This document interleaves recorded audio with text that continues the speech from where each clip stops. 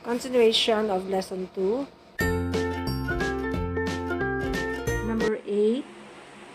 Dear Mrs. Tate, in January, we moved our company office to Indiana. Period. About that time, we purchased a large conference table from your office furniture store in Indianapolis. Period.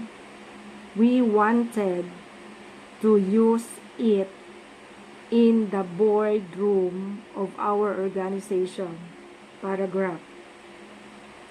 The table is well designed, in the construction is quite sturdy.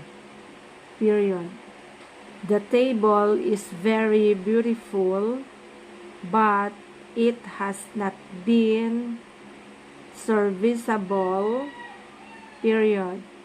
We placed the table in a room that is much too small. Period. We should have realized that the table would not fit in this room before we purchased it, but we did not. Paragraph. We now find that we must replace it with one that is smaller. Period. May we return this table to you either as a trade-in on a new one or for a refund? I hope to hear from you soon. Period. Sincerely yours. Dear Mr. Morphy, thank you for writing to me about the conference table you purchased from our store in Indianapolis. Period. We received your letter in the mail this morning. Period.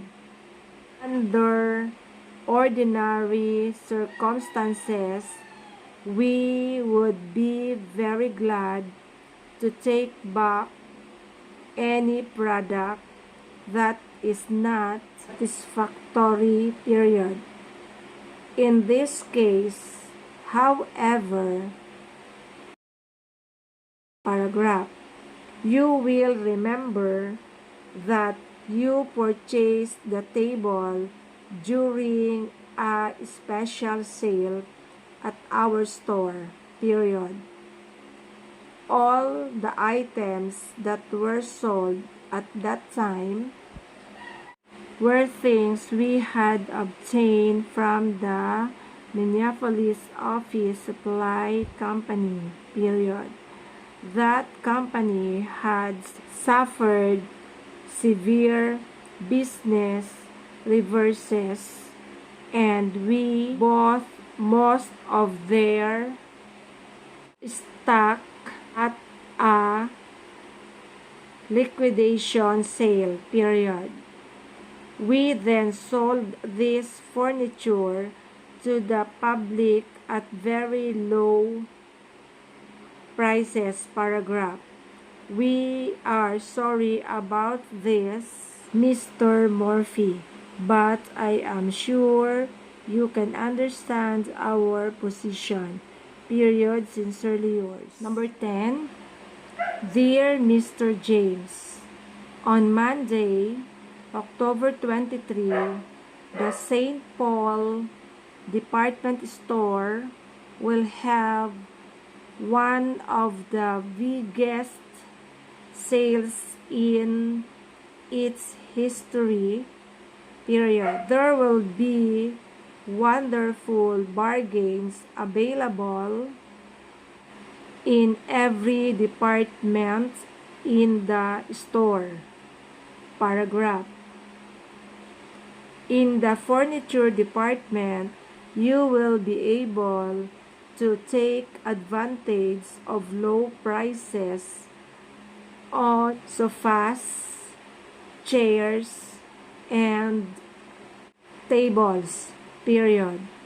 In the clothing department, you will be able to save on coats, suits, and hats, period. In the glass department, you can take away great buys on single items or complete sets of dishes, paragraph. Make your plans to be with us October 23 for the biggest and best sale in our history, period. Sincerely yours.